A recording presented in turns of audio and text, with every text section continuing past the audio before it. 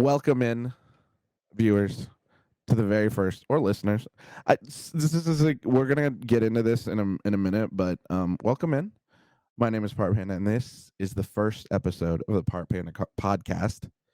And it's gonna be chaos because I have invited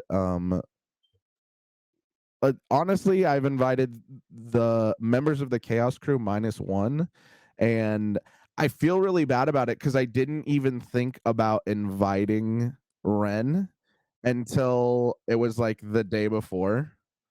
Um, and so I was thinking about this yesterday. I was like, I could have gotten Ren for this. Like, then it would have been the real Chaos Crew, right? But at any rate, I am joined by I'm Sir Sticky and Amy Cakes today. Um, and we're gonna kind of the way that this podcast is gonna be structured is I'm gonna introduce the streamers. I'm gonna have a special guest every week. I'm gonna introduce the streamers and then talk about some things that are going on in the streaming world, and then we'll kind of look at some clips from them that I find hilarious.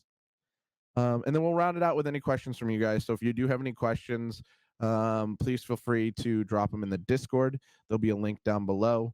Or you can drop them as comments. And they can either be for Amy and Sticky, and I'll find a way to get you guys the answers, or they can be for our next guest if you just have like general questions about streaming or things that are going on in the streaming world or just hot button topic issues.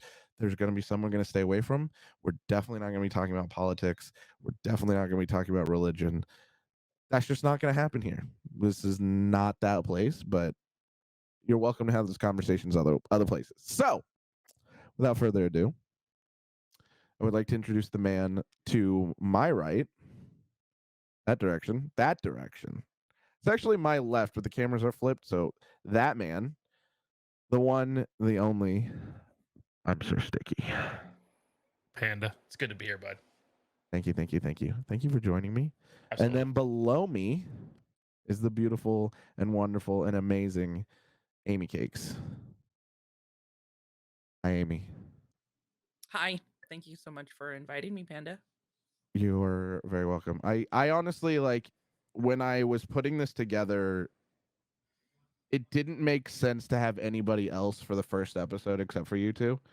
Um, and like I was saying, if I would have thought about it earlier, I definitely would have reached out to Ren because that was kind of the catalyst for me really meeting other people.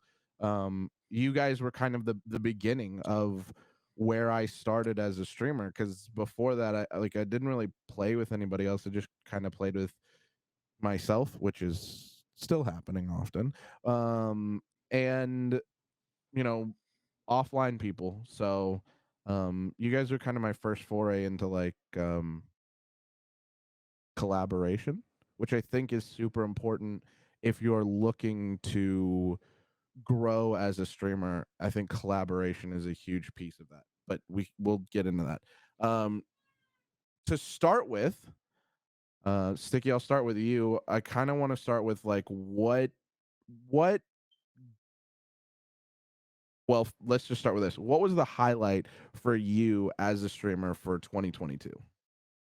So there's a lot. I think, I was thinking about this question whenever you sent them to us prior to this, and yeah, I think there was a lot of big highlights. I think obviously, when we started kind of getting traction as like the Chaos Crew and our Mondays were starting to get known, that was awesome. But I think like the peak was like getting the opportunity to, like set everything aside, the streaming, the being, in front of these 5 monitors and like getting together in San Diego. Like TwitchCon was such a peak last year, as far as getting the opportunity to meet you two in person, and then also get to meet such a large amount of the community that we've been part of. I'm sure everybody knows, being part of the Escape from Tarkov community. Like we're kind of we're a bunch of small fish in a really big sea, but like to be able to get a chance to meet that group in person, and be able to hang out with them and spend time with them and learn them as a person more than just a streamer was pretty awesome.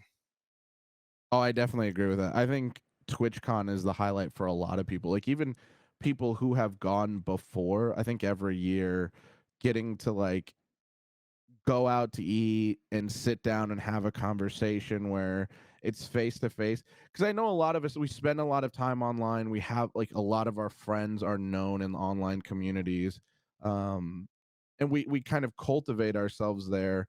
And I don't know that it's necessarily a far cry to say that there's a lot of people who stream who have kind of that social anxiety where it's a lot easier to make friends online than it is to make friends like in person. Oh yeah, Um, for sure. And I think that's like you know, me and Amy live 2 hours apart from each other, and that was the first time we've met, and we've been friends for what, a year and a half now. So like, taking, are able to kind of like, I think everybody's got their own lives, social anxiety on top of everything, but now we're all in a place with the same kind of ideas, same focus, same thought process of what we want to get out of this and what we're doing. We all have very similar hobbies. That's not very common in the real world. True, I agree. Amy, what was your big highlight of 2022?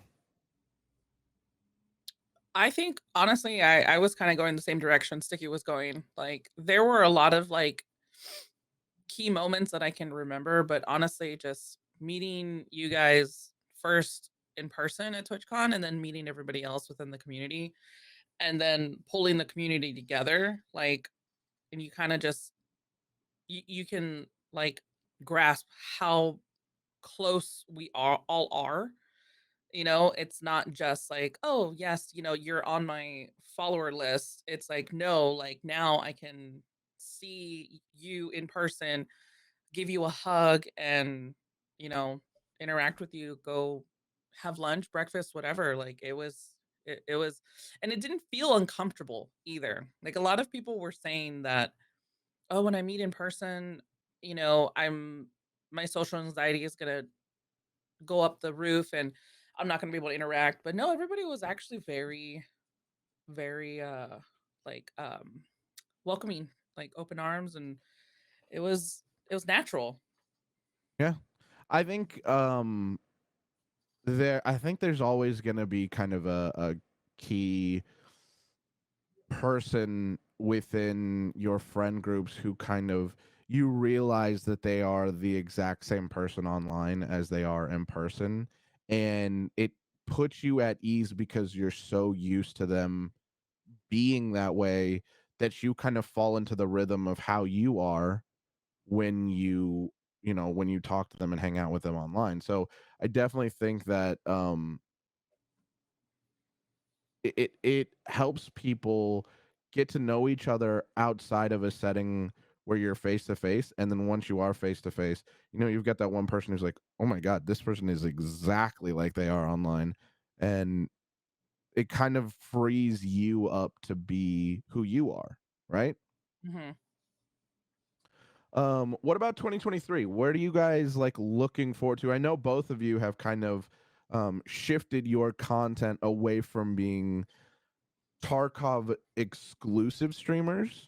So Sticky, what is it that you are looking for in 2023? What are some things that you're working on, if you want to talk about those, to, change your content, push your content, do new things or explore?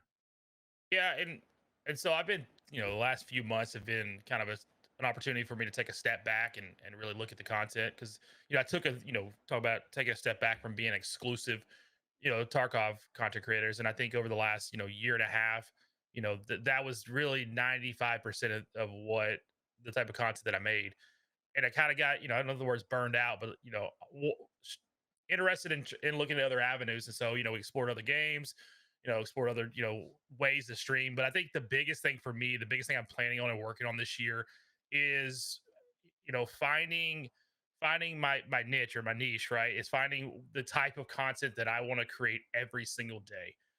And I don't think that's I've me and Amy have had a conversation about this a couple times. Is I don't think that is necessarily as game centric as it was in the past. that any game can fall in that category. And I think that's where I want to shift myself and learn and kind of figure out, the type of content I want to create. And it doesn't matter what game we're playing, or, if we're just chatting, if we're doing a podcast, that it all falls into that well, and trying to understand, like, which direction I want to go with that. Sure. Amy, how's your 2023 looking? Honestly, I feel like it's pretty similar to Sticky's as well. Like I kind of re- took a couple months to reflect on what I wanted to do, I guess, as a content creator, um, Twitch streamer. Um, I love Tarkov. I will always love it, and I've come to realize that I can never really escape it. However, I did find a different side of enjoyment, like in another game. So it really allowed me to keep my options open, kind of to, you know, not be so hyper focused within just one game. So currently right now balancing the two games, um, which I thought was going to be kind of difficult. It really isn't. It's just setting up a schedule so that way I can have both of those games. I am starting to see that my community is diversifying a little bit. Some don't translate to one game.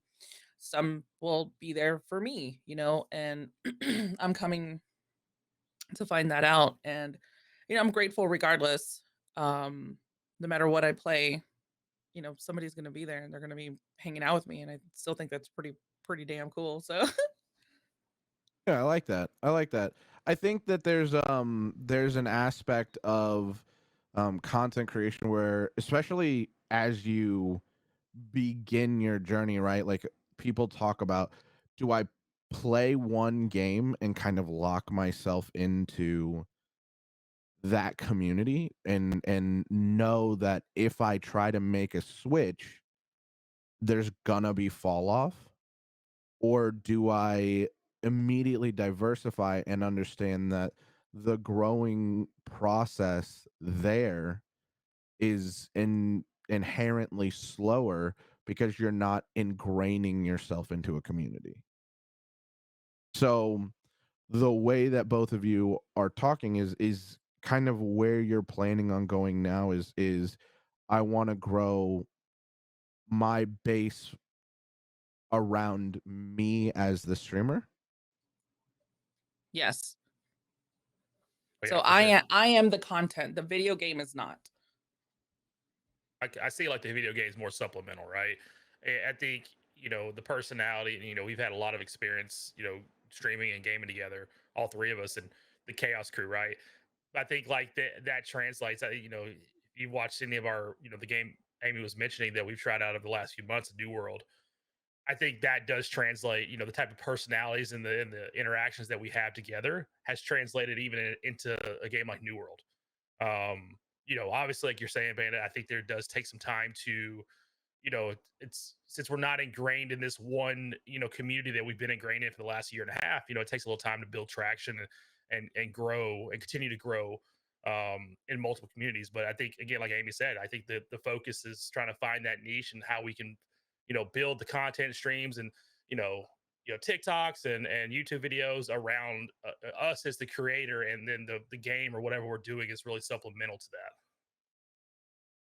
that. Okay. I like that. As I have been taking a break from streaming, I've definitely been looking at my content a little bit more deliberately, and if I come back to streaming, what I want that to look like. So I really appreciate your guys' kind of viewpoints on um how you are adapting your content and how your content has evolved and changed just based on your experience and what you are looking to get out of your stream, because I think a lot of people, especially in the beginning, they're trying to figure out who they are as a streamer, and so I think you guys have kind of hit that point where you're coming into your own. Um, so do either of you have any upcoming events, subathons, or anything like that you're planning? No, not for me. I think the only events that I think would be worth talking about are just like the conferences. I'd love to get to like GCX this year, and then obviously trying to get back to TwitchCon would be fantastic. So I think that if any events, that'd be the two that I talk about this year, but nothing specifically on the stream right now.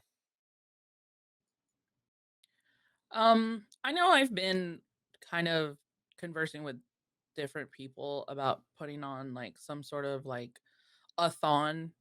I'm a little nervous to do something, but it's I put on something a thong every day. Just not a so we thong, know. a thon. Oh, A I tip-a-thon, apologize. subathon. I kind of like right now, the friendly guy, he's got that like anti-subathon thing going on right now, which I think is actually a really cool, interesting twist on all of that. So um something like that. I also agree with Sticky. I'm also looking forward to going to some of the conventions. I would like to make it out to GCX. More than likely will, and then TwitchCon, I guess wherever it ends up planting its roots this year. And I will probably also be doing at least two um, charity events. Dates are unknown right now, but at least two this year I would like to. Okay. All right, perfect. Do you have like specific, not specific charities, but groups that you're looking to assist? There have been a couple that have crossed my path, especially from other um other content creators that I've spoken with, and they've suggested some really good ones who have a better outline of their vision and mission statement and things like that, as opposed to, you know, cutting like cutting from the donations. Like I've heard different horror stories from different companies. I'm sorry, from different organizations, and I try to veer away from those. Last year, I ran with two, which were fine, um, but still being new into um, the charity aspect of streaming.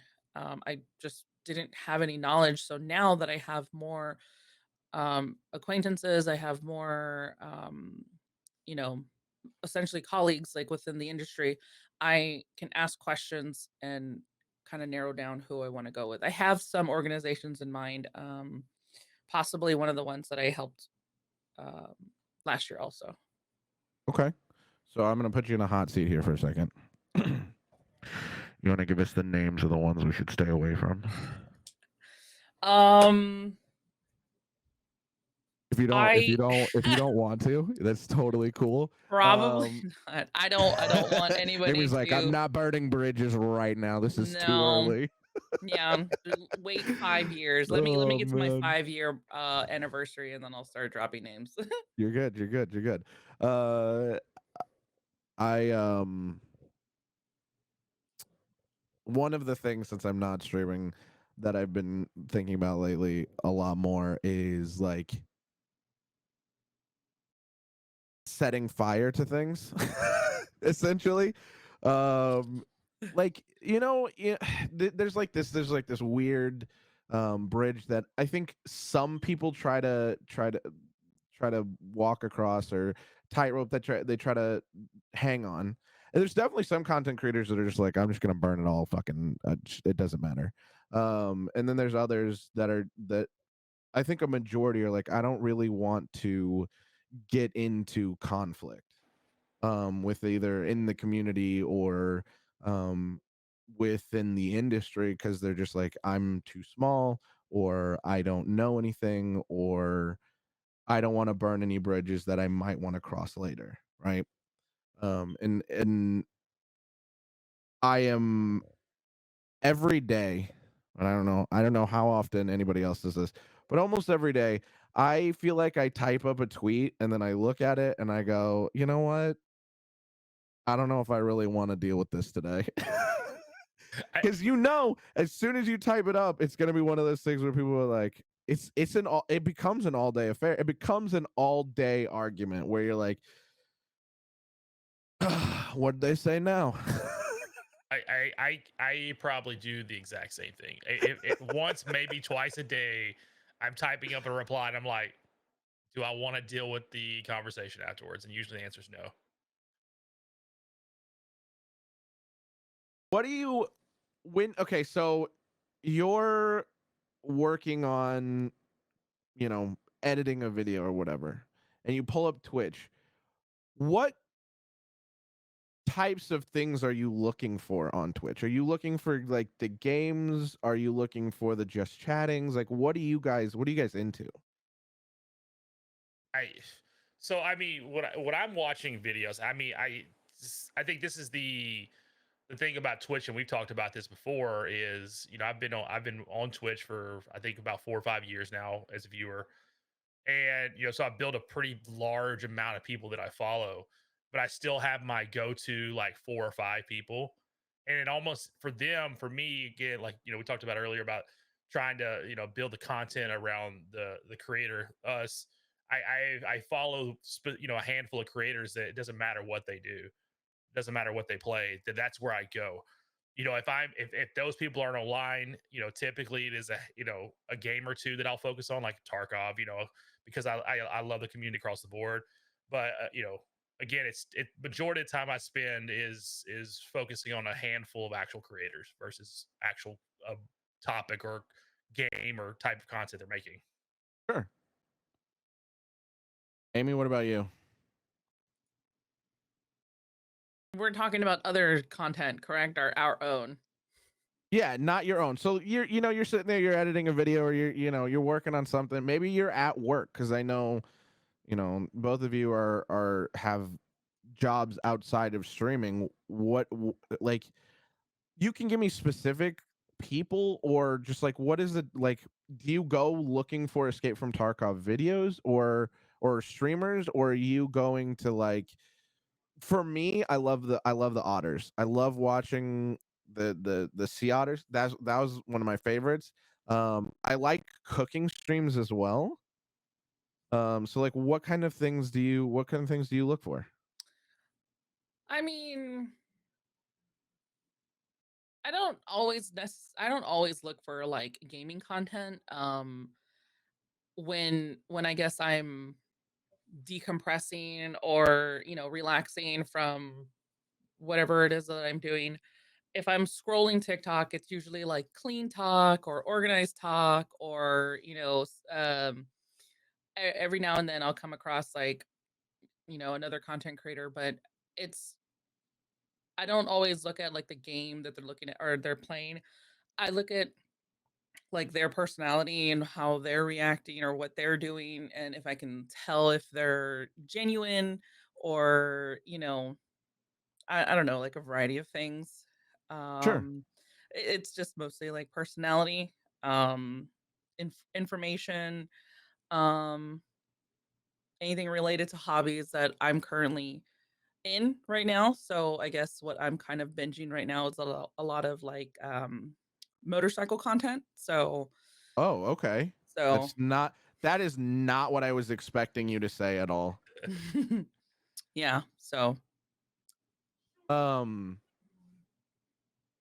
so I kind of touched on the cooking streams, and one of the things that I came across recently was that Samsung has an oven that they're currently pitching to content creators. And the idea is that the oven has a camera inside, right? That watches your food. And it's like a twofold camera, because part of it is there's like an AI system built in there that's supposed to like be able to detect what you're trying to cook and then cook it perfectly. I have no information as far as like how well that works, but I thought that was fascinating. And then come to find out that they actually let you like use that camera on your stream, right? Um, and I had this conversation with a friend of mine as well, And one of his things was like he doesn't want that. But I thought it would be kind of like from a content creator perspective, like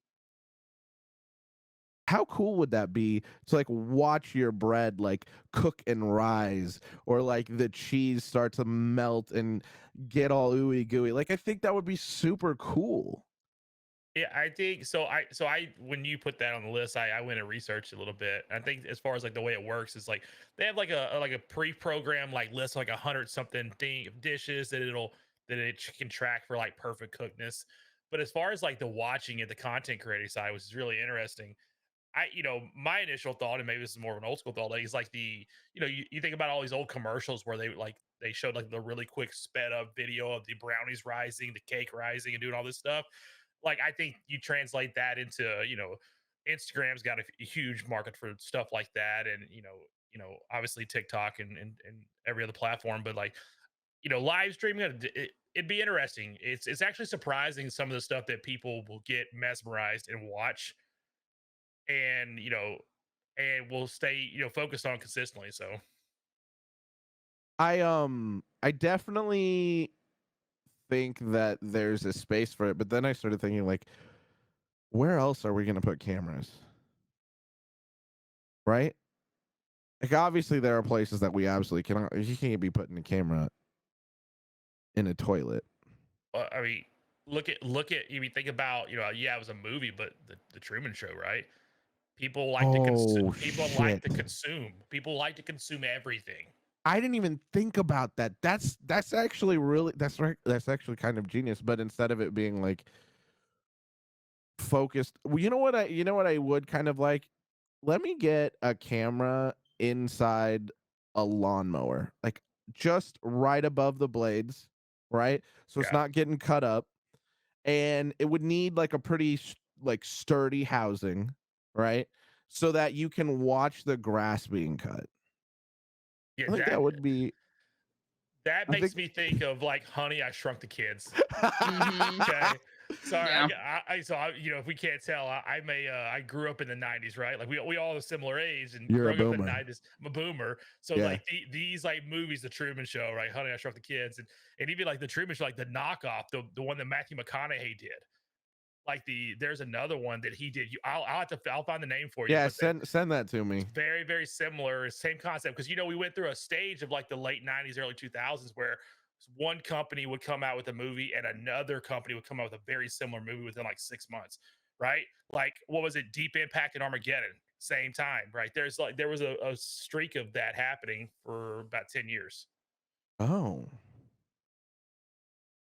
I honestly didn't know Matthew McConaughey was in a movie like that. But I mean, I don't really follow his career all that closely. It was called Ed TV. Ed TV. Wasn't Oh, there yes. wasn't Mhm. there a talking horse show where the character's name was Mr. Ed? There You was. do you guys Yeah. know? That Okay. wasn't that like in the 70s or It's a something? old, it's like an old black and white. Okay, listen. I'm It not was that old, but it I was in do the remember that 60s. show, The okay? 60s. I just looked it up. It's like 1961 is when it aired. was like the era of like I Love Lucy and that kind of Yeah, group of TV shows, leave it to right? be leave it to Beaver, right? Okay, all right. What are some other like innovations that you guys can think of that you feel like would help content creators? Like a camera in an oven is just it's not something that was ever on my radar, right? Like it just wasn't. Yeah. But I now that I've seen it, I'm kind of like this is a little bit genius. I think this one's obvious, right? The one that I'm about to bring up, and I think everybody's talked about it last month is like Chat GPT, Oh, right? that's dangerous. Yeah, the It's AI. dangerous. Have you seen the people put it to test, right? Write me a script for this YouTube video.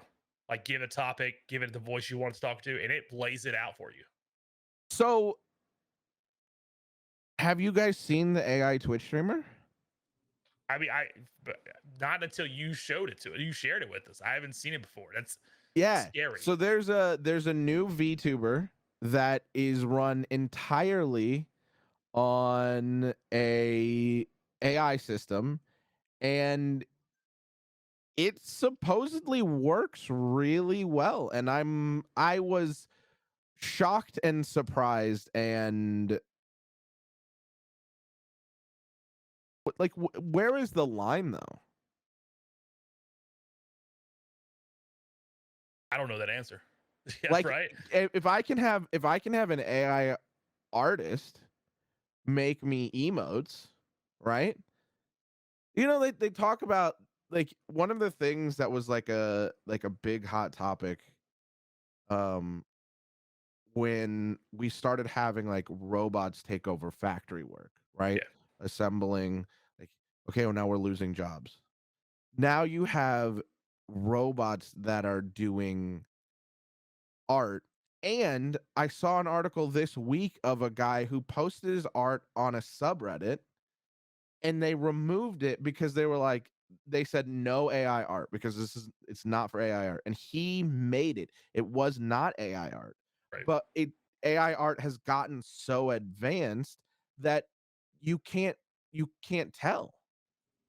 Hey, so 2 points there. I think for me, like the first one is like where do we draw the line? I think the line is like everybody gets this fear of like Skynet, right? Terminator. Sure. Like I think it's where it's completely autonomous and there's like no human interaction in the decisions that the machine makes. That's where the line, like if the human doesn't have the like doesn't create the barriers that the machine's in, if the machine's creating the barriers, then that's where the lines cross, in my opinion. That's again, people who disagree agree. I think the second one you mentioned about like robots taking jobs, right? Have you ever listened to Gary Vaynerchuk? Yeah. So Gary Vaynerchuk made a big point about Chat GPT recently, and then a lot of the AI stuff coming out recently. We've always had this every every generation has these new new things we come out with, these new advancements where it makes certain day-to-day tasks easier, whether it's building a car, whether it's creating content. It may eliminate certain level of jobs, but it creates a different level of jobs. So in for like the Chat GPT with creating content, since the idea is not created by the machine, it's the content from the idea. There's going to be a new level of requirements for people to be involved in the idea creation. Okay. All right, I can see that. Um so, we kind of talked about AIs creating scripts, right? How long before we start getting reboots of TV shows where it's like the script, right? Create Buffy the Vampire Slayer, which incidentally is getting a reboot. And from what I understand, Sarah Michelle Gellar is not on board with this reboot. She's like, "What the fuck are we even doing here?"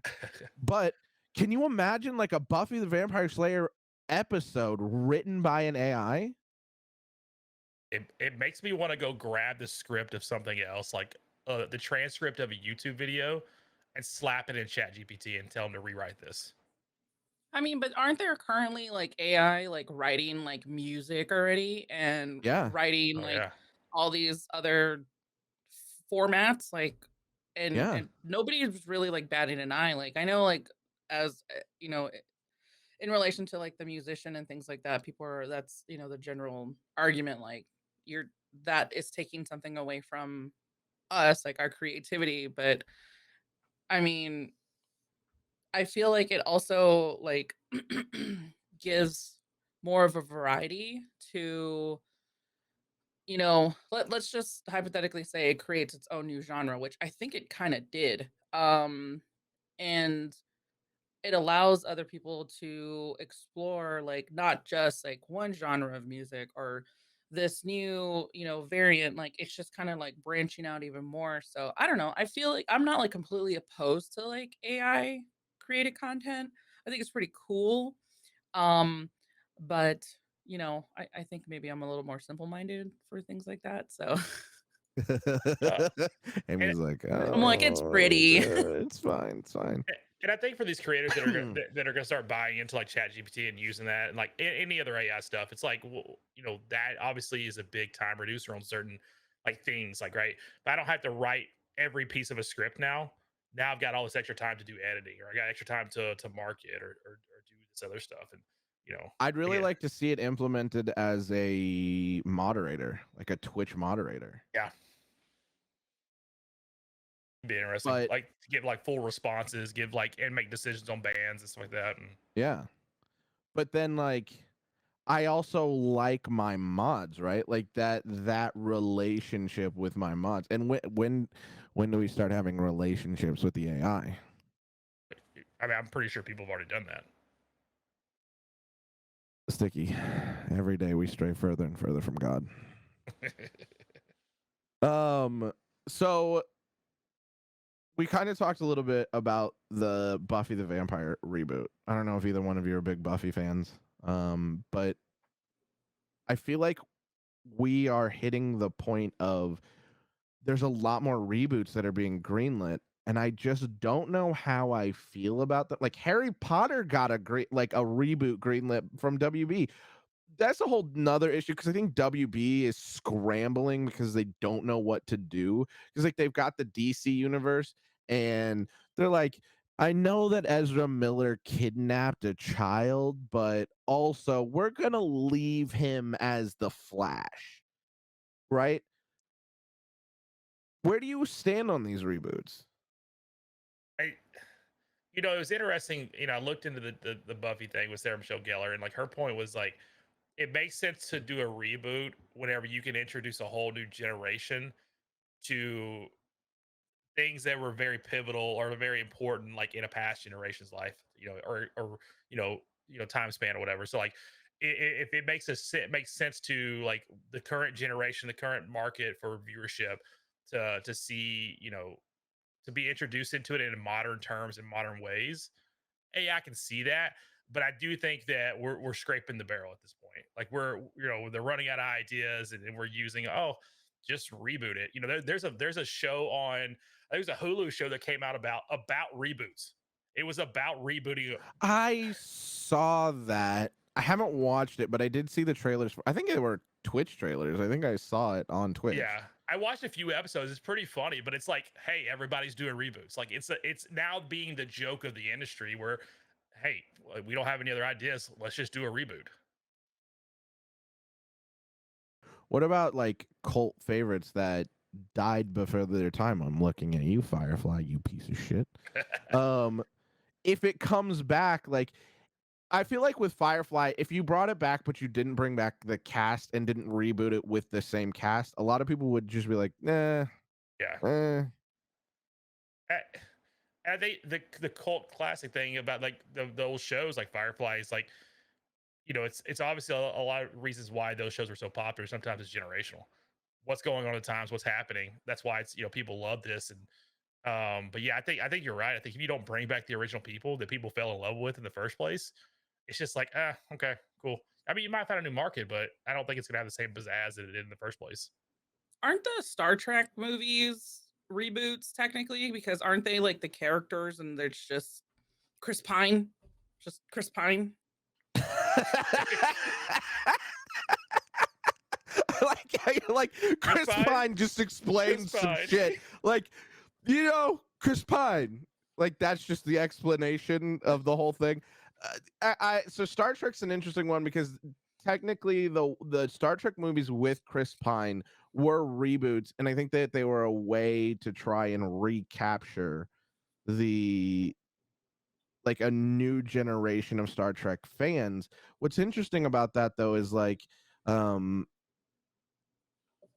it alienated their own fan base because I know a lot of the original Star Trek fans were like, this is not what we want from a Star Trek product, right? But then they released a new TV show with Patrick Stewart, and it's like a sequel TV show where a lot from what I understand, there's a lot more people on board with that sequel TV show with Patrick Stewart, where it's not a reboot of the series, but you get to see the character that you fell in love with again in new adventures. And I admittedly to some degree I'm talking out of my ass because I'm not like a Trekkie. I have seen the Chris Pine movies and I like them.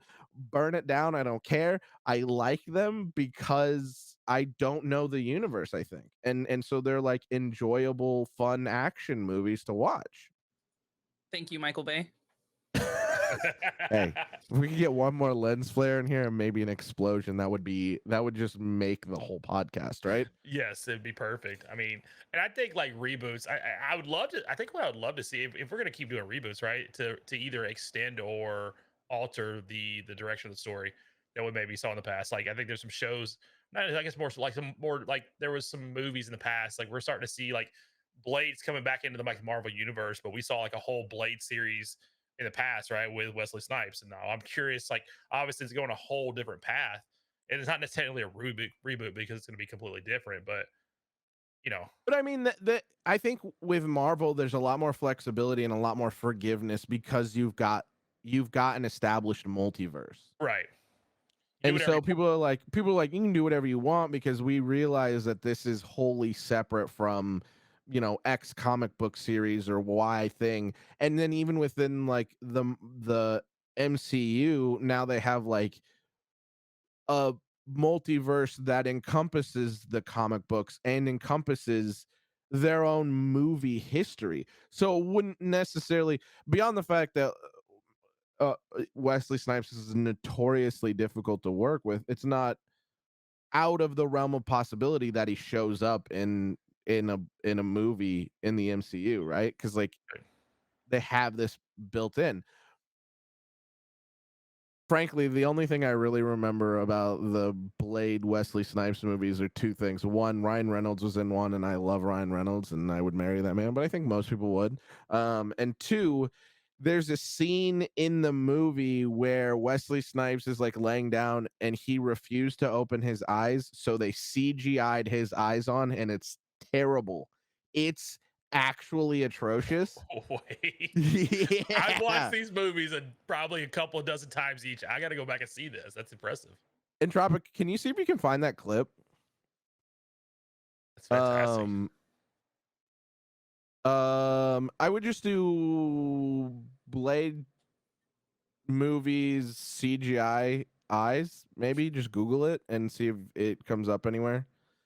For those of you who don't know, Entropic is he's one of my really good friends. He's one of my mods.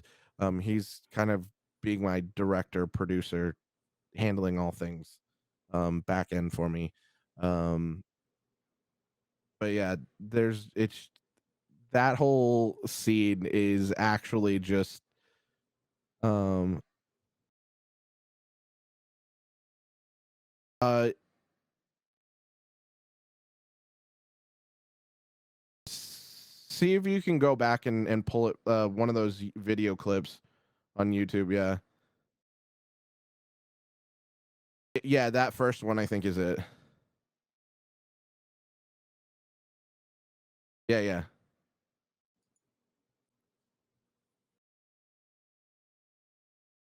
So he's supposed to be like dead or whatever, and they're coming over to do like an autopsy, and he's just laying there, and then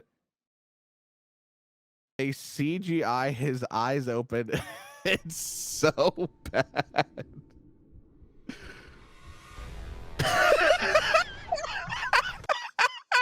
It's like somebody slapped googly eyes on his face.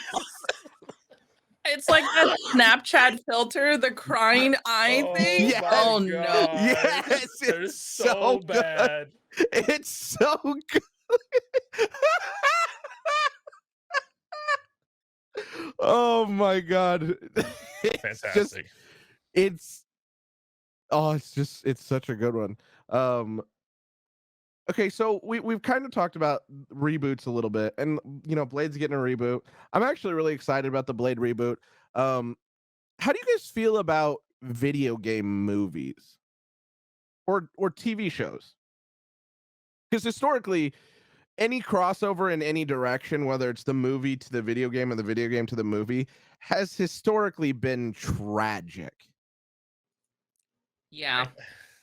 I mean, I've always been like pro, like, yes, like, I grew up with this game, whatever. Let's bring it to life. I think like the only game to movie, which I don't even know if it technically qualifies, would be like the Final Fantasy movie. Um, it's not like the storyline from Final Fantasy VII. Yes, it has Cloud and it has all the characters in there, but it's not that storyline. It's like a whole different storyline. So I don't know if that technically qualifies.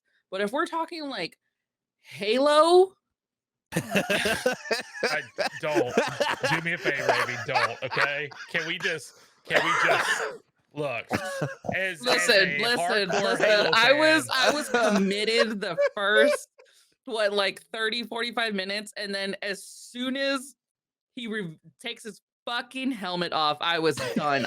Amy was like, I'm not watching this shit anymore. Yo, the fight oh man. scenes though, that first fight scene where they're like the Covenant are fighting that like encampment and the Spartans come in, that's what I wanted. Yeah. That is 100%, and it reminded me of the initial Halo Wars trailer, which was so good because you had multiple Spartans, and it wasn't just John running through people. John, Master Chief, however you know him, he wasn't just running through like hordes of enemies. It was like he had a team. And in the books, he has a team. And then like in the game, he's just by himself, just running, like he's just a mythical hero that just runs through enemies. Which I realize, like, for the game, it makes sense, right? Like there, I thought in the Halo. We're gonna hit this topic and we're gonna move on because I'm really disappointed in the series overall. But like, I thought there was highlights that were really good. I was like, this is fantastic. And then like the rest of like the other 47 minutes of the 50-minute episode was terrible. So like, it, I think there was peaks of the show that I was like, that's cool. Honestly, you just go the route of red versus blue, right? The old school red versus blue like YouTube channel from the Halo. Yeah. Like, man, make that a real series. Yo, the old machinimas. Did you ever see Arby and the Chief? Oh my god, it was so great. So it was this guy, and some of it was like live action with the Arbiter action figure and the Master Chief action figure, and Master Chief was always voiced by like, you type things in like text to speech, but like the old school text to speech that just didn't work all the time. And it was the funniest shit I'd ever seen. And then like sometimes it would be like they'd be like in game, but it would be like Master Chief, like the Master Chief action figure would be sitting underneath like an Xbox controller, and he'd be like voiping at other people in the game. It was so good. It just was like, it was so good.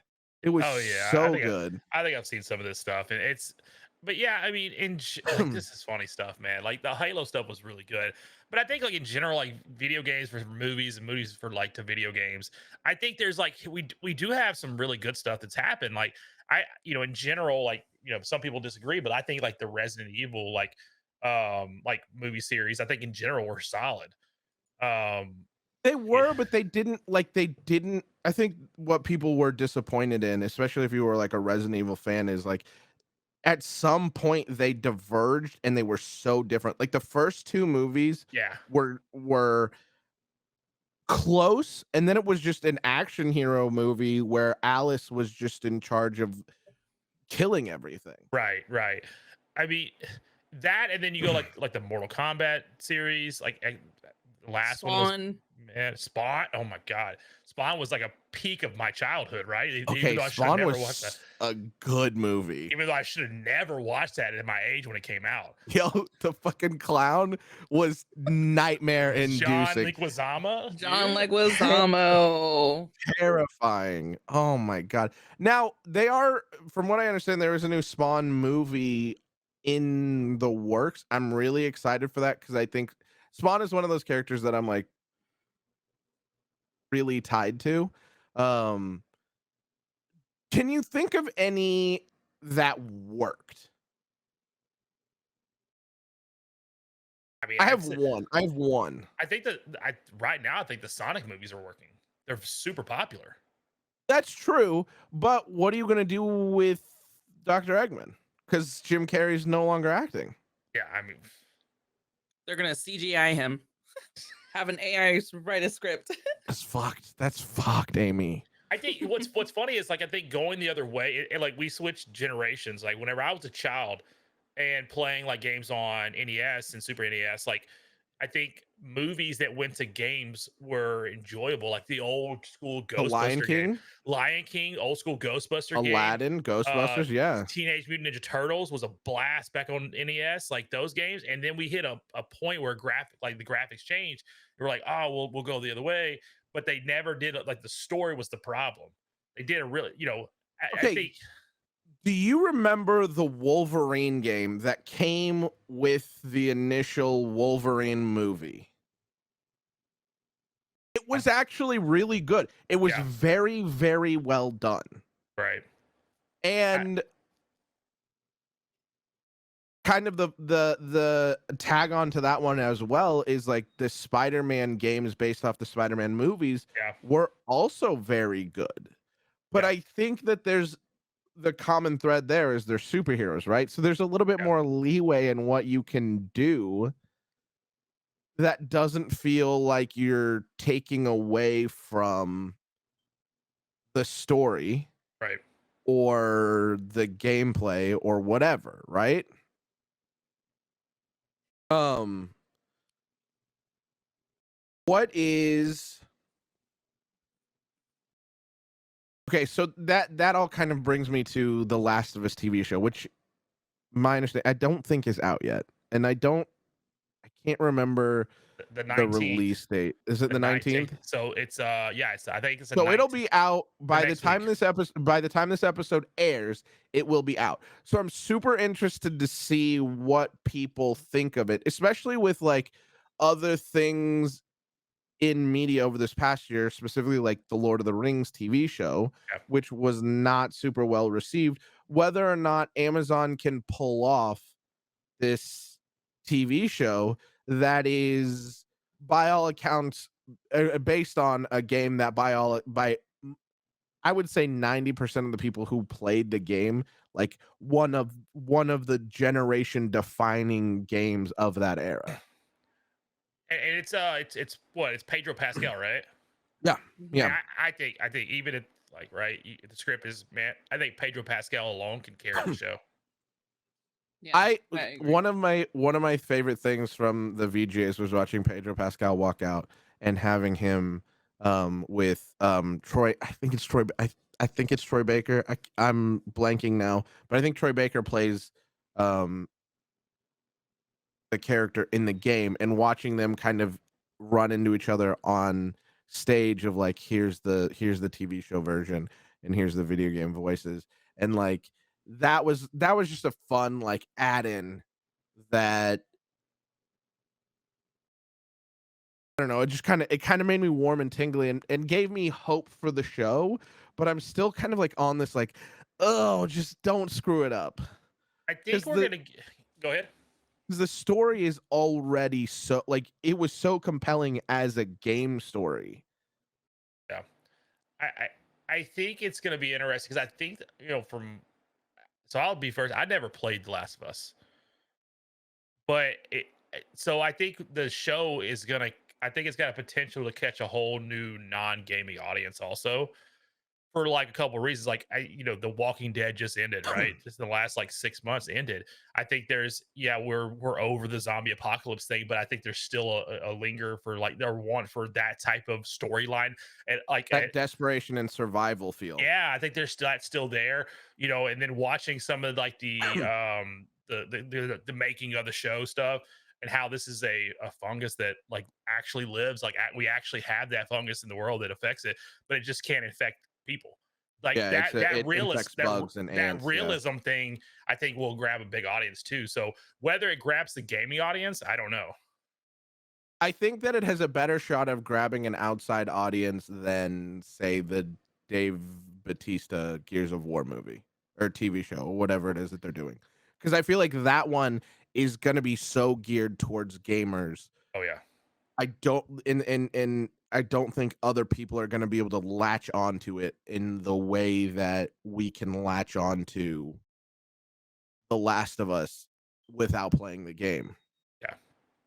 I think the Gears of War thing is interesting because I think you look at game or movies like that come from games or whether it come from comic books where they're so I think you'll see like your cult like following on that stuff. Like I watched today. What's funny is building up to this. I watched the Gerard Butler, The Gamer today or Oh, Gamer. I love that movie. But guess what? I guarantee if you looked outside of the gaming community, I bet very few people love that movie. I Outside, could see that. maybe the hardcore Gerard Butler fans, right? But like outside of that, I mean, I thought it's it was a good. I thought it was a good action movie. right. And you got Dexter in it, But right? Whatever his, I can't remember his name, but old Dexter guy in there. yeah, but I agree. Like one of the draws for the movie was like this idea that in the future, there's like without taking control of other people and being a sociopath, there's this whole system Right. of like being able to like stand in a room and have it track you and the omni treadmill thing and all of that, which is a lot closer than I think a lot of people realize to being a reality nowadays. But um that was just so fascinating and interesting to me. There's actually another movie that I love from like a video game perspective it's a horror movie. I can't remember what it's called, but it has a similar premise of like there's this video game and there's it's like the game itself is possessed and the people are dying the way they die in the video game. And I like that was that's a complete tangent, but I really like that one as well. Um So there's a couple other things that I wanted to talk about. These ones are going to be a little bit more hot button topics. So one of the things that came up a lot last month was trauma dumping in the Twitch communities. And where is the line between trauma dumping and connecting with your community? And I know everybody's seen it. I'm not gonna bring up the guy who did it because I know everybody's seen the clip. And honestly, like I don't want to give this guy any more airtime than he's already gotten. Which by now, by the time we filmed this, he's basically been forgotten. Like I don't even know anybody who's still talking about it.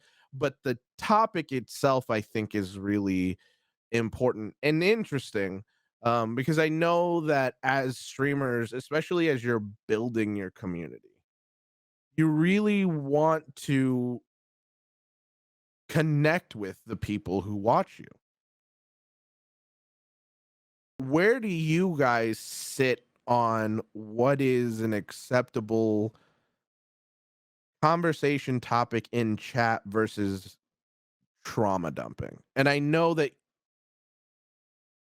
at some point or another, we've talked about this privately. And I know that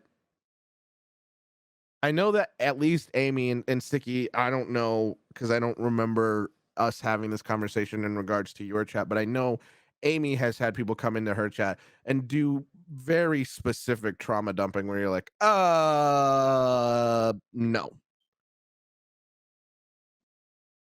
I mean, I always try to one, of course, acknowledge them as a human being. They're not just, black and white text. It's they feel comfortable enough to open up, and I will address them, like I said, as a person, like I acknowledge and I can sympathize with you to an extent. However, definitely try to um I definitely try to redirect the conversation in a means to where I have acknowledged you. I hear what you're saying. However, I may not have the correct answers that you want to hear for this situation. But I definitely recommend, reaching out to somebody, that you personally know, or, friend, family member, things like that, because I don't want to have that weight on me as far as like giving advice or suggestions or anything for the situation that they're dealing with. And then it comes back like, oh, I did what you said. You know, and either it worked, it didn't work, or whatever. Like, I don't want to have that level of responsibility in somebody else's life, um, because it doesn't it's not my place to do that. Sure. So I'm always here to listen, and I do have a lot of community members that come in, and I do know they regularly have like a lot that they're going through in their real life, whether it's school, family, work, things like that. And I will inquire. If I inquire, I'm I'm gonna listen. I'm gonna respond. To the best that I can. But I still try to limit myself just because, like I said, I just don't want to have that level of responsibility. And then if something does happen to go wrong, like not only is it affecting their life, like it could, branch out even farther. It could have he or they could have, affected somebody else's life um in a negative way, and that's just not what I'm here for. Like Yeah. I'm here to give you guys or give others a means to kind of like disconnect for a little bit, like hang out, have a good time, have a couple laughs, and then like, okay, now I can handle my problem or situation head on. Now I have a clear head, or I'm more level headed than I was before. Something like that. Just kind of um a means to kind of, I guess, decompress. Yeah, I mean, I to kind of piggyback on top of that. I think that's for me. It's like I try to make it clear of how I can help, and like Amy said, like the intention is like I can't help give you advice. I can't help tell you what to do, but I'm here to hopefully take your mind off of things, give you a laugh or two, enjoy yourself, and relax. That I don't, it doesn't happen. I know I've seen it in Amy's chat happen a handful of times. It's happened a couple times over the last 6 months. I had a regular that didn't show up for about 2, 3 months, and he popped back in, and was, hey, apologize to me, and I'm like, hey, you don't have to apologize for not showing up. I'm glad you're here. And then he let out, hey, I just got a divorce, staying with mom. I'm like, hey, sorry to hear that, but hopefully, you can just relax and have a good time and hang out here. I think for me, that's the clear thing. And then, we had I told you guys about this one, a big incident about 6 months ago when I was playing PUBG, where I first time chatter, didn't even follow, came in and dropped the unaliving comment. Sure. Yeah. And I that's the first time anything like that's ever happened to me. And honestly, it's a terrifying situation because like you don't want to be the cause of something like that happen, and that's something you got to live with whether you were or not, right? It's always something that's always back in your mind. But like, so my instant reaction was like, hey, we point them in the right direction, like of who to talk to, but not give advice because that's just not. Again, I'm not a psychologist. I You're not a yeah, mental health I'm professional. not a mental health professional, and that's definitely not something I need to even be trying to do it. And I think we've all seen the example of Dr. Lupo, right? Of Yeah. talking about this. Like we've all seen this, and I try to like. I think that was one of the best ways he's ever responded, talking about that. And I think I try to kind of gear myself in that direction. But again, I think it's just like drawing the line of where I do help, like how I can help, and it's on the entertainment. Maybe take your mind off the situation. I think the other thing that is important is like you got to look out for your own chat as well because you don't know what can be triggering for them. So you as the content creator do kind of toe this fine line of like I don't I sympathize with you as a human being, but I can't help you in the way that you need. And I also need to make sure that there are other people in my chat who maybe are dealing with a lot and they're here to decompress, to get their mind off the things that are weighing on them and not have it be dragged back out. So I think that like if I ask somebody, hey, how's your day going? And they're like, oh, it's been kind of rough. It's like, oh, what's going on? And then they answer me. I've walked myself into that. And I think that is a conversation that's like, I see you here a lot. We talk a lot, or even if it's a new person, like, what's going on? I'm having a rough day. Here's some things that are happening. in the case of the situation where somebody, you know, they lost their mom, like, man, I know that sucks. You know, maybe I haven't had that experience myself, but I know like that sucks and that's really hard. You know, hopefully you can, you know, find some laughs here or take your mind off of it. And I think that's the best way to approach it. It's a human way to approach it. In the case of sticky situation where somebody comes in, you know, I do think it's important to have those resources available to people if it's like a chat command or something like that. And also just like, hey, I understand that you're having a rough time, but I don't want anybody else to be triggered by that. So we are going to go ahead and delete your message, but we do want to make sure you have these resources available to you because you definitely want to be talking to somebody, right? And so that it's not. I don't want to put that responsibility on people as content creators because I personally know there are a lot of content creators who are dealing with a lot of heavy things and they create content as a way to escape. So it's never your responsibility as the creator to do those things, to handle those situations. And I think it's one of those things where you know, definitely feel free to handle them however works best for you. Um and what I've said as far as like being able to sympathize with you as a human, like that is just something that is important to me. But again, I never want to put that bubble around somebody, even as a content creator, even though you are a public facing person right now. I don't know what you're dealing with, and so don't you know? Don't feel like along with what Sticky said, like you don't want to feel responsible for that.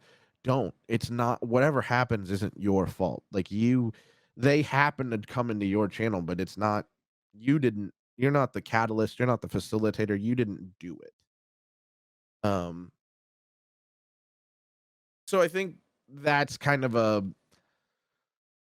touchy subject that I think a lot of people try to veer away from, but I think it's important to talk about as a community, as a Twitch community. And I think a lot of people, you know, you brought up Dr. Lupo, and I know when it came out, when that initial clip came out last month, I know there were a lot of content creators who kind of jumped on the conversation, and I think just reading through there, I think there were a lot of really good viewpoints and a lot of really good, you know,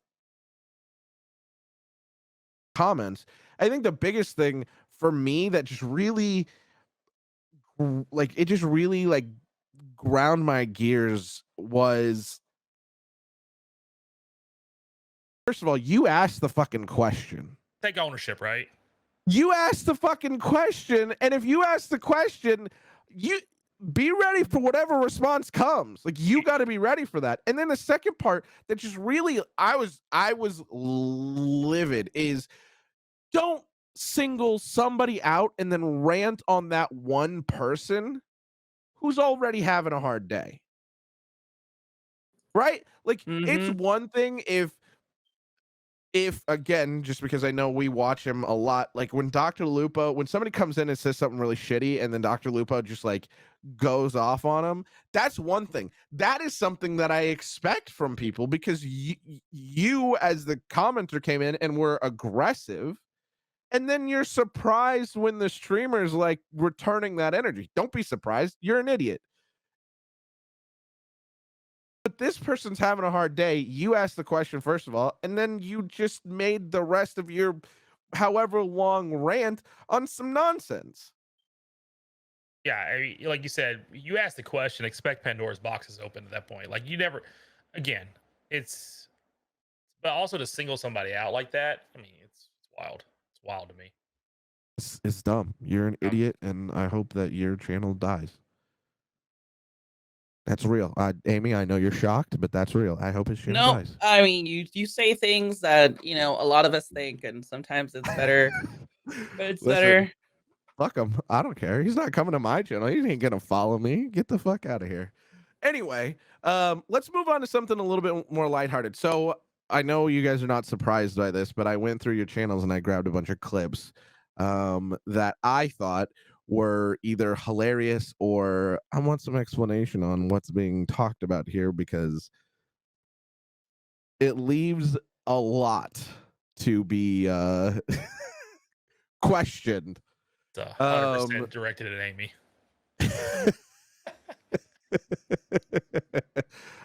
So yeah, just watch the first one. It's crazy. Oh my god! Oh my god! Is that it? Amy. I'm Amy. fucking terrified. Wait a second. What? Okay, hold on. Okay, hold on. See what happened was? See what happened was? I didn't. Did you just fucking flick on that man? Amy, was that a TK? That was most definitely a TK. Yes. Can we get the name of the other gamer, please? Who's If the you couldn't dead tell, man? Who's the dead man? it's Reef. You know what? Actually, fuck him. He deserves that. I don't care. Here's the funny thing about it. This is the first time I play with Reef, and he's like, "Hey, let's go to labs." I was like, "You know what? Let's do it." And this is What I want to know is how come he didn't say anything? Wait, he did. Oh, It's did. not in that clip, but he It was did right before say. where he was at. Mhm. And Well, how come he didn't say anything after you killed him?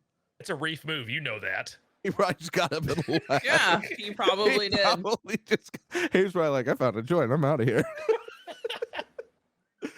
Oh man, I love that dude. It was one of those like late night, like, hey, let's see who's on. I saw Reef was on. I jumped in his Discord, and I was like, hey, do you- Twitch.tv/it's Reefy, by the way, guys. It'll be on the screen. Twitch.tv/it's Reefy. I was like, I'm gonna bring along Sticky. You guys are fucked. Actually, go ahead and play the next clip as well.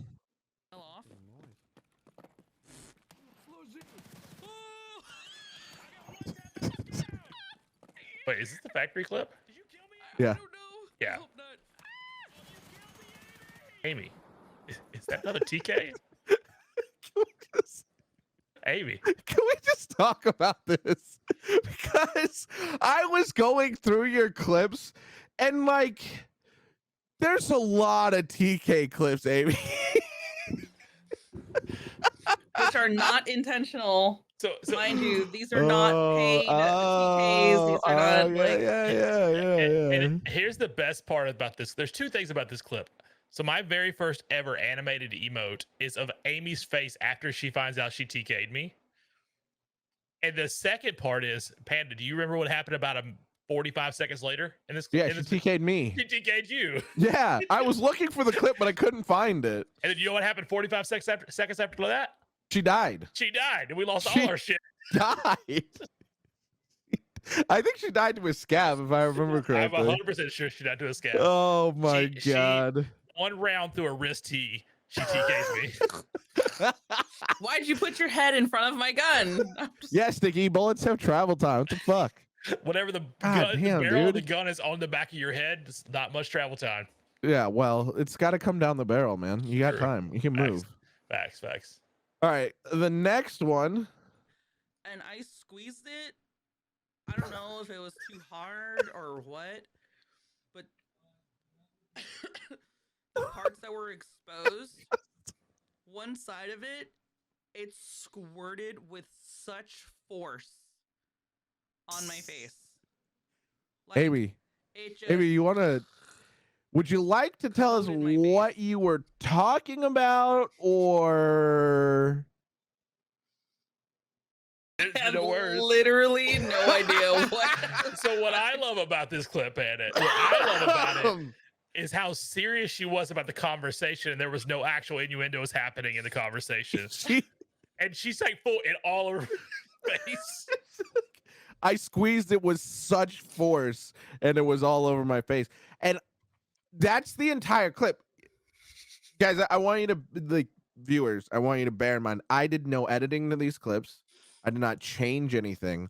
All I did was I went to the Twitch page and I pulled the clips, and this is what came up. And I don't know what it's about any more than you do. Okay? So Absolutely no idea. and Amy doesn't even know what it's I about. have no idea the conversations that I have with myself, I swear. Oh, this is my favorite one. This next one's my favorite one. There's another one. There's another one. Third story. Wait, are you outside? Oh no! And that was Bear.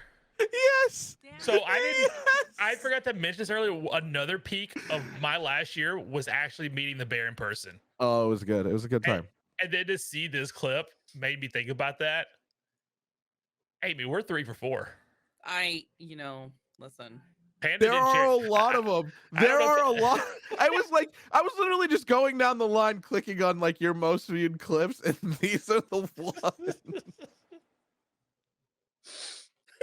Amy, you might have a problem with Tarkov. You might be better off being a New World streamer. I know we'd all be a lot safer if you were a New World streamer. Listen. If I had a Keter in my hand, it would be the other enemy. It would be the enemy instead of my teammates. Okay. No, your teammates would have just died faster.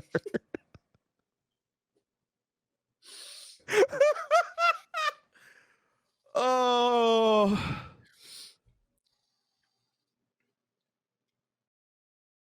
So the next clip, Oh my I'm god. so I am trying to figure out if this was something that somebody paid for or if Amy was just like having a really good day. I cannot answer that. I have no idea what it was about either. Chat, Amy has long-term memory loss. Yeah, short and long, yes. Short, Any and size. long, any size. Really, any size. You know, they say size doesn't matter. It really doesn't with Amy because she doesn't remember it anyway. Yep. Amy, what do you have to say for yourself in regards to your clips? You can find me at twitch.tv/AmyK. Oh God, that's true. That's where you can find her. The rest of us will be dead, but she'll be there. All right, You Sticky, know- you're up, my friend. I'm hurting. This clip. Oh god, they're looking. Oh my god. What? Did you get him? Look at my. Cover your ass. Is this how you were trained to fight? You're pathetic. You were gonna pay for this bullshit. Cover your ass.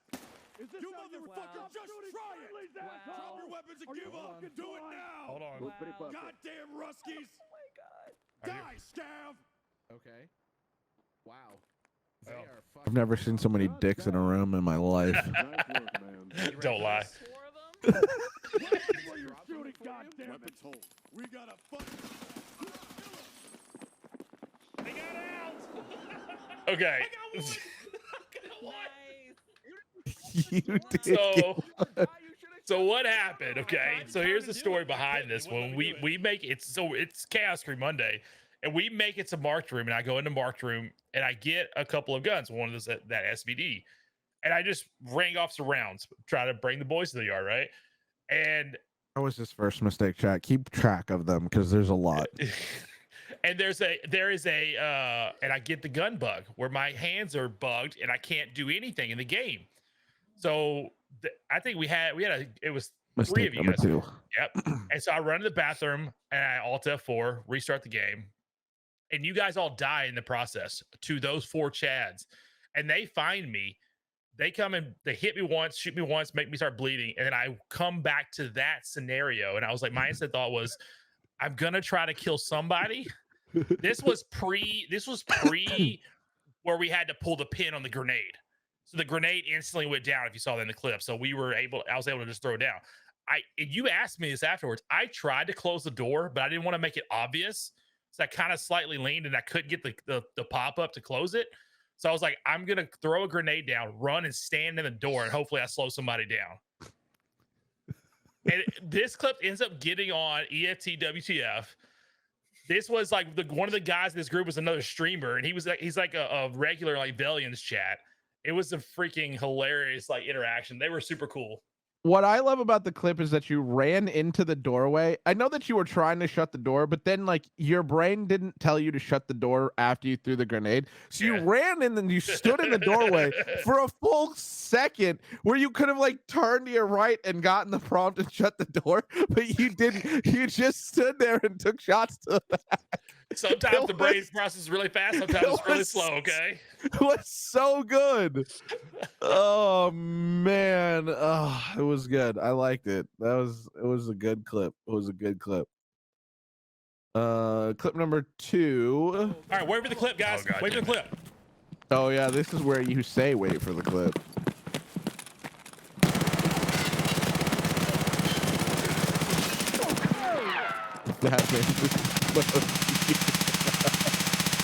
Cat, you know what the lesson is there?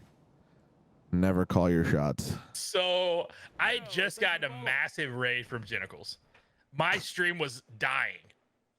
Like you could see in the stutters, like there was a bunch of follows coming in. Like my stream was dying, and I was like, I'm gonna make a clip for these people.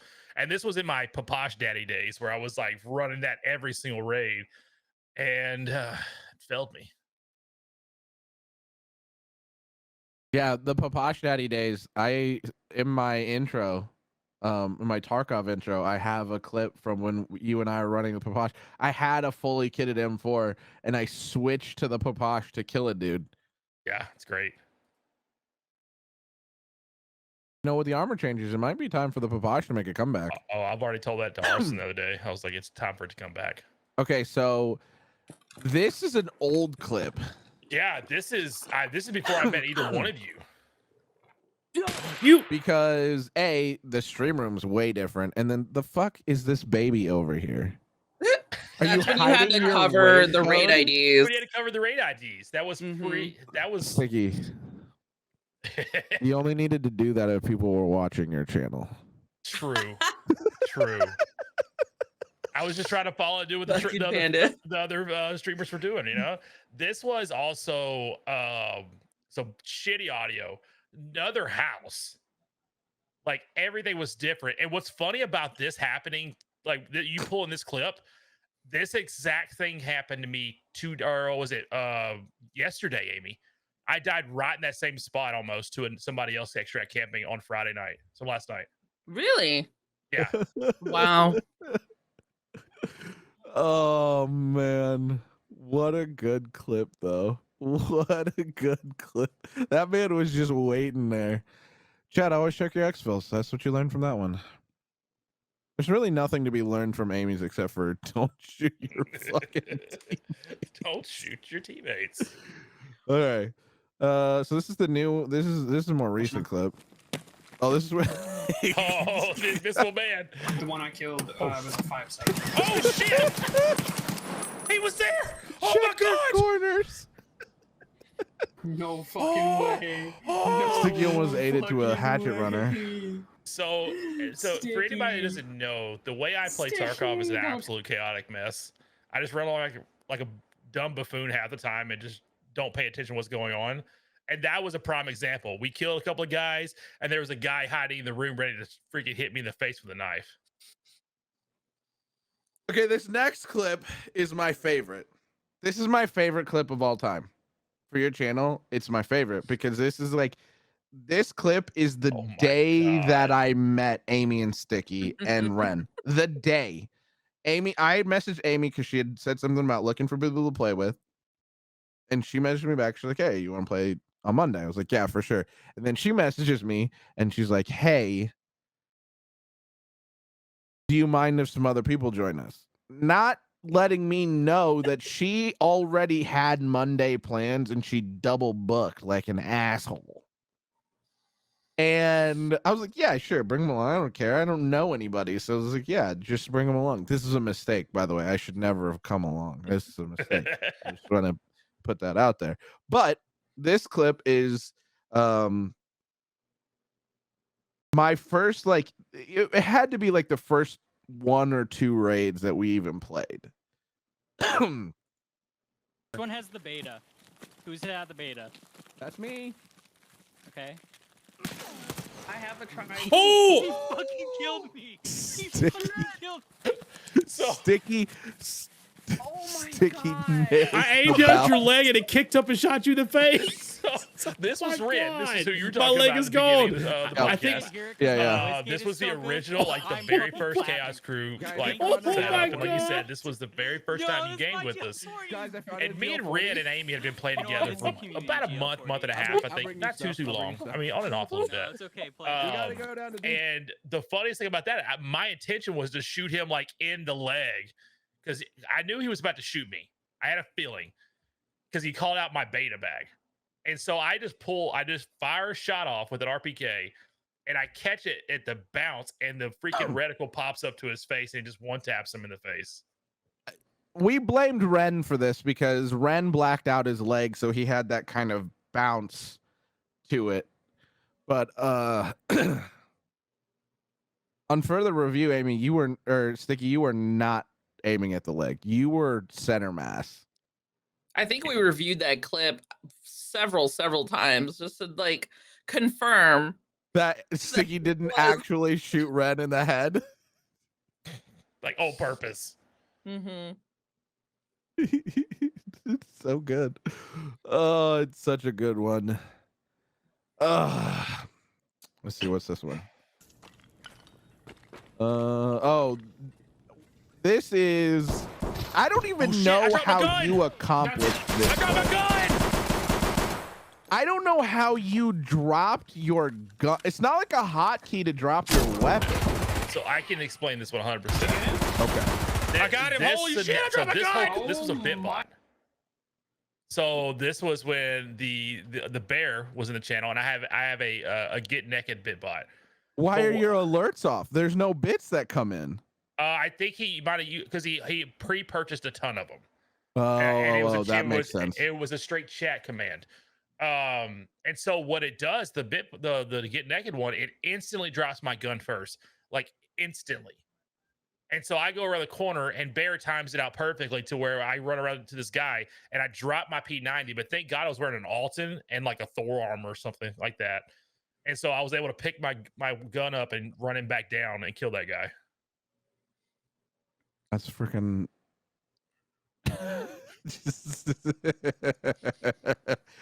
Oh, and then the last sticky clip. Oh my God. This one is not Tarkov at all. I like how excited you were to He was take just that. having so much fun. He was. I remember these streams where Sticky was playing Farming Simulator, and he couldn't figure out how to do anything for so long. Like everything he was trying to do, he's like, I don't know how to do this. So he started throwing things in the back. He's like, I don't know how to strap it down. Like there was a couple times where you just drive the truck and all the hay bales would fly off the back. Like the fuck's even happening? I feel like this clip is the epitome of like he finally feels like he knows what he's doing, and then he just doesn't. I've played for Tarkov for 6,000 hours, and I feel like that every day. I still feel like I know how to play the game, but I don't. He's just so. This was so funny when it happened too, because like it had been just like me not being able to figure stuff out was the funny part, and then like you said, I was like, oh man, I'm doing something right, and then all of a sudden shit just goes down in the traditional like sticky fashion where all just chaos breaks out, and I have no idea what the hell happened. Yeah, no, it was very good. It was very. I laughed very heartily when I saw that. Okay. So to round it all out, I have questions from the community. This is my community. In the future, I think that I'm gonna post these in. I'll have you guys post them in your Discords, so that your community can ask questions as well.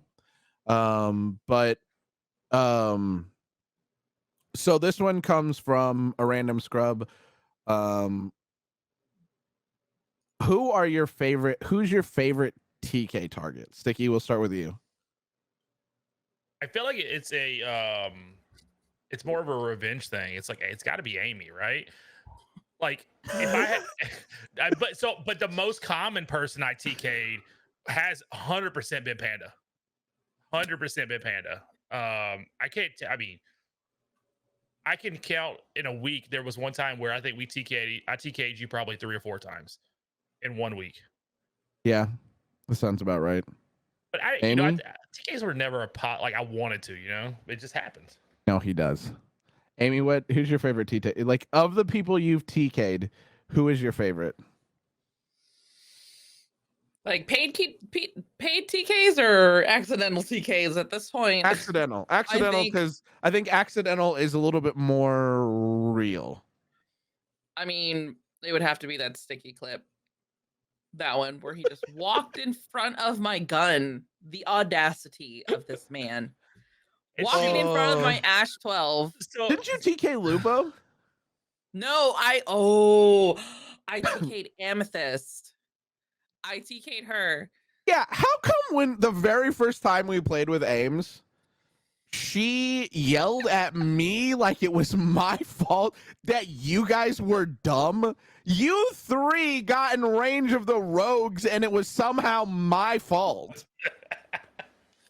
And then I was like, wait, why is this my fault? And she's like, it's always your fault. By the way, twitch.tv/Ames. No longer goes by I'm Amethyst, so it's twitch.tv/Ames. Amazing content creator. Check her out as well. Of all the postmodern, this one comes from Goldfish. Of all the postmodern era worlds out there, such as movies, books, or other games, so all the, Fallout, whatever, would you pick Tarkov as the world to live in? not a chance. No. Okay, Amy? No, absolutely not. What would you pick? Which one Harry seems Potter. to be... That's not a postmodern era. What do you mean? The whole other reality. We're talking post-apocalyptic, like end of the world, you're kind of stuck. You're kind of stuck there. You don't have any there is no escape from Tarkov. We all know that. So so it's a post-apocalyptic if that's the category. Postmodern era. Yeah. Are we talking about postmodern or post-apocalyptic? Let's go with post-apocalyptic. Okay, then let me go back to Tarkov because I'm not living in like Walking Dead world or something like that. Amy? I have no idea. This is very strange. Then I've put myself in different scenarios. After you watch a movie, like you watch the Resident Evil movies and things like that, you're like, how long do I think I would survive? I'm like, I'm playing Fallout. Can I do this? I don't think I can. Cloverfield, I don't know if I would be a survivor. I think of the universes, I think I would choose Fallout, honestly, because okay, so there's the aspect of Fallout where you're it's kind of an oppressive time, but in all of the Fallout games there's always one city that's doing okay for itself, where there's a lot of people around and you're not kind of by yourself and it's not a solo adventure. You talk to people, they've got a town running, there's a mayor, etc. There's always some shit happening in the town, right? But I think Fallout would be the one I would pick because if I could get into a vault, I probably would just use that as a base, which I always thought was very weird about the Fallout series, is all of these towns are outside of the vaults, but the vaults are open. Every time there's a vault that's open, why didn't they just take up residency in the vault? It seems safe. But I think I would choose Fallout. That's a good choice. And then the last one comes from April Songbird. And her question kind of goes back to the beginning, but how did you get started streaming? What was the catalyst? Amy, you go first. Oh goodness. Okay, so roughly 5 years ago, back when Lupo and Darkness were on Twitch, I came across like a lot of different content creators and things like that. I kind of ended up sticking with like Lupo and Darkness, like I said, and their dynamic in playing Fortnite, which at the time had just been released. Everybody was playing it. Everybody was like, "Oh, like this is what is it? What's the genre called? Battle Battle Royale. Royale. Yes, the battle royale. It was brand new to the industry, things like that. So I thought, hey, that would be kind of interesting, just trying to play video games. I've always been one to play video games, like ever since I was a kid. I kind of prioritized video games over a lot of other things in my life, but um I thought, hey, you know what? Why not? I'll give it a shot. So my husband actually had built me a mini ATX computer, and he spec'd it out properly to where like I could play Fortnite and I can stream.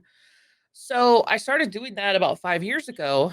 And with interacting within like Lupo's community, along with like a couple other streamers that I was watching, I was able to make, like a few friends who would come and hang out with me, um, and play with me as well.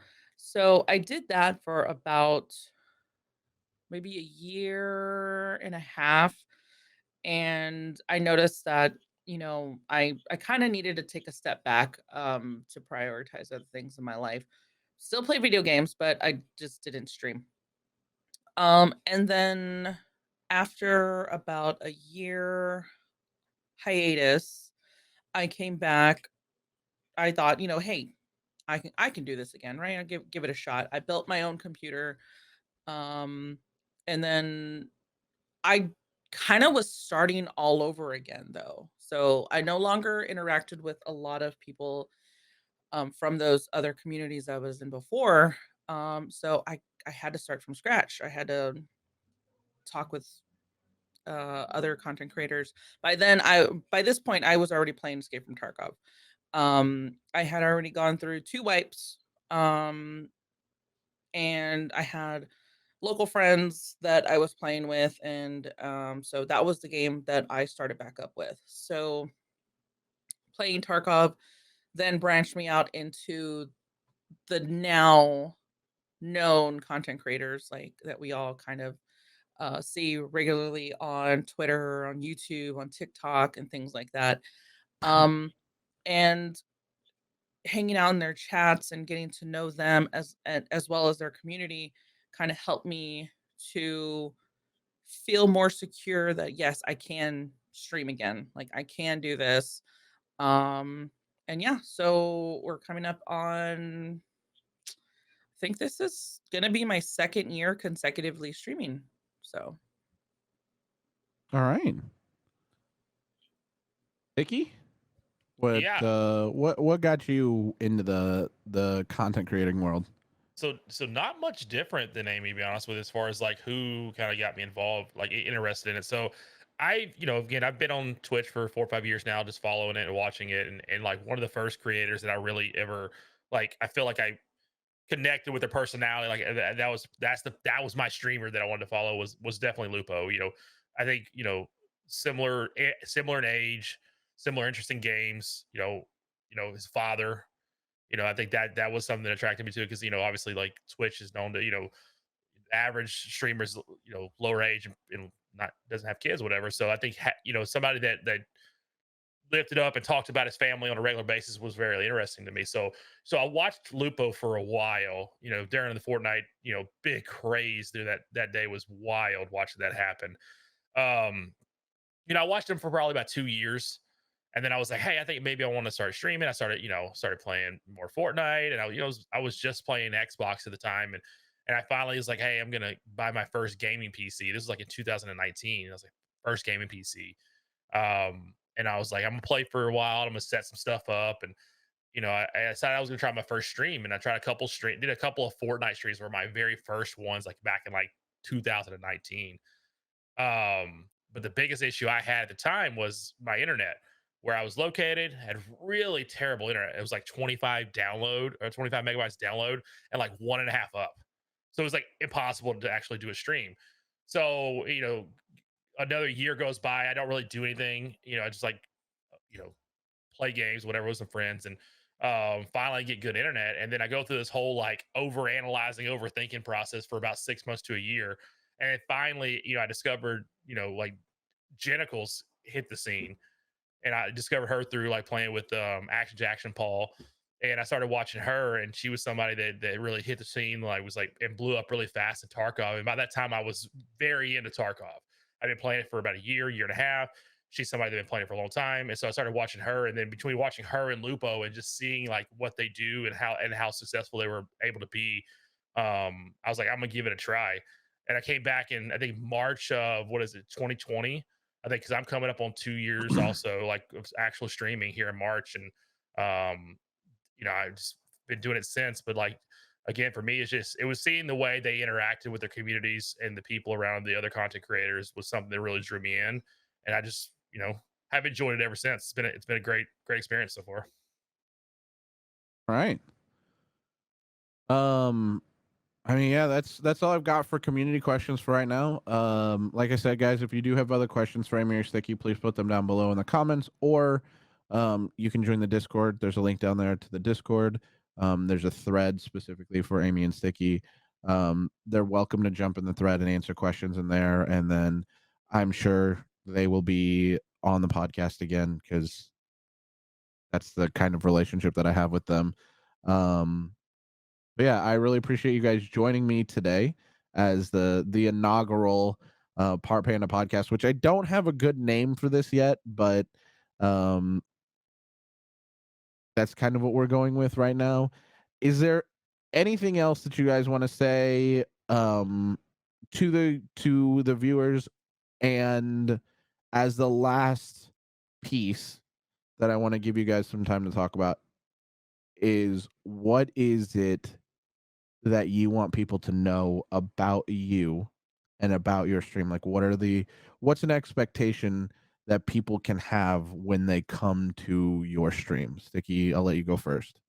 Yeah, I mean, I think everybody says this when they talk about like good vibes and good chills. I think like one thing coming to like the stream, and we stream mainly in the weekends now, so it's like Friday through Monday, so Friday, Saturday, Sunday, Monday, mainly nighttime stuff. And I think for me, and I talked about it a couple times during the podcast, was just chaos, right? You never know what's going to happen next, but I'm going to laugh about it every single time. We're going to have a good time. We're going to have fun. We're going to joke about it. And I think like that good banter back and forth between like chat and between who we're playing with, I think that's going to be the great experience. But I don't take myself too serious in what we're playing anymore and what we're doing. We're just here to have a good time and enjoy each other's company. And again, like we talked about earlier with the whole trauma dumping stuff, like just to hopefully give somebody, if it's one person, give somebody an opportunity to go somewhere where they can have a laugh and take their mind off what's going on in the world. So again, that's, we played mainly Tarkov and New World now. Maybe switching some other stuff up in the future, but those are the two games we play. But same time, having a good time. What's your schedule? So right now it's Friday through Mondays. Typically go live about 8:30, 9 p.m. Central, and we're usually live for about 4.5 hours. Fridays and Saturdays a little bit longer than that. Okay. Amy, what do you want people to know about your stream? So it is definitely ADHD friendly, because I am ADHD friendly. Already everybody knows that I have a short-term and long-term memory loss, so I may repeat myself, and or I may say things that don't quite make sense, which is okay though, because that's kind of how my community knows me. They like to troll on the fact that I can't pronounce things properly. My dyslexia kicks in at random moments. Um, and it's definitely 18 plus. I have a very foul mouth. I also have a lot of innuendos that, come up as regularly as my profanity. So it's definitely somewhere where you can relax and hang out and feel like you can be yourself at the same time.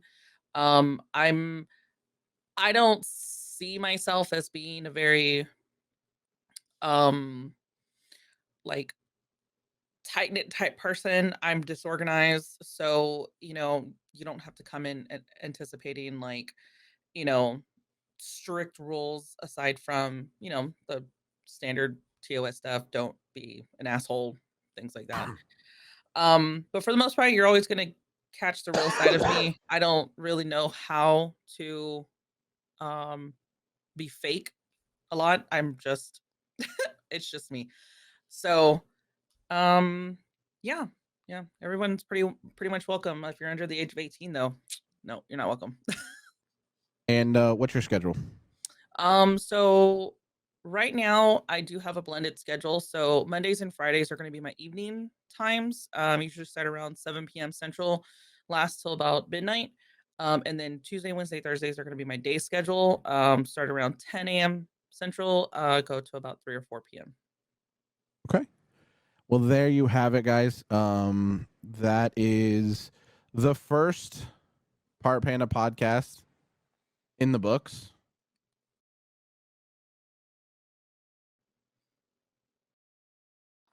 Yeah, I hope that you guys enjoyed it. I'll end this pretty much the same way that I always end in my streams.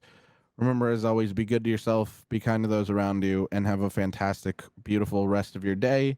Thanks for watching. Don't forget to share this with your friends, with your loved ones, with anybody who you think you would enjoy it. If you have any recommendations for the podcast, for somebody you'd like to see as a special guest, please leave them as a comment down below. If you do share this on Twitter right now, since it's the PartPanda Podcast, hashtag PPP, I'd really like to see my hope for this podcast is that it becomes one of the most listened to podcasts of 2023. So, yeah, share this far and wide with everybody you know. But that is it for me, and we'll see you guys next time.